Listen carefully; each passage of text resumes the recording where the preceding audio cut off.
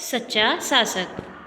कंचन one में शेर सिंह का राज समाप्त हो चुका था, पर वहाँ बिना राजा के स्थिति ऐसी हो गई थी जैसे जंगल राज हो, जिसकी जो मर्जी वह कर रहा था। वन में अशांति, मारकाट, गंदगी इतनी फैल गई कि वहाँ जानवरों का रहना मुश्किल हो गया।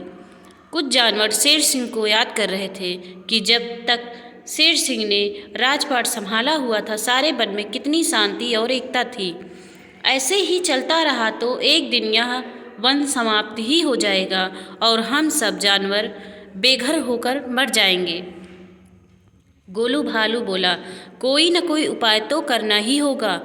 क्यों न सभी कहीं सहमत से हम अपना कोई राजा चुन ले, जो शेर सिंह की तरह हमें पुनः एक जंजीर में बांधे और वन में एक बार फिर से अमन शांति के स्वर गूंज उठे। सभी गोलू भालू की बात से संतुष्ट हो गए, पर समस्या यह थी कि राजा किसे बनाया जाए। सभी जानवर स्वयं को दूसरे से बड़ा बता रहे थे। सोनू मोर बोली, क्यों न एक पखवाड़े तक सभी को कुछ न कुछ काम दे दिया जाए, तो अपने काम को सबसे अच्छे ढंग से करेगा उसे ही यहाँ का राजा बना दिया जाएगा। सोनू स्वीटी की बात से सहमत हो गए और फिर सभी जानवरों को उनकी योग्यता के आधार पर काम दे दिया गया। बिम्मी लोमड़ी को मिट्टी हटाने का काम दिया गया था, तो भोलू बंदर को पेड़ों पर से लगे जाल हटाने का, सोनी हाथी को पत्थर उठाकर एक गड्ढे में डालने को काम दिया गया था और मोनू खरगोश को घास की सफाई की। जब एक पखवाड़ा बीत गया तो सभी जानवर अपने अपने कार्यों का ब्यौरा लेकर एक मैदान में एकत्रित हो गए। सभी जानवरों ने अपना काम बड़ी सफाई और मेहनत से पूरा किया था। सिर्फ सोनू हाथी था जिसने एक भी पत्थर गड्ढे में नहीं डाला था। अब एक समस्या फिर खड़ी हो गई कि आखिर किसके काम को सबसे अच्छा माना जाए। बुद्धिमान मोनू खरगोश ने युक्ति सुझाई, क्यों ना मतदान करा लिया जाए, जिसे सबसे ज़्यादा मत मिलेंगे उसे ही हम राजा चुनेंगे।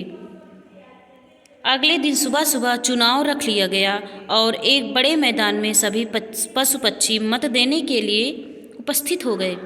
मतदान समाप्त होने के 1 घंटे पश्चात मतों को गिनने का काम शुरू हुआ।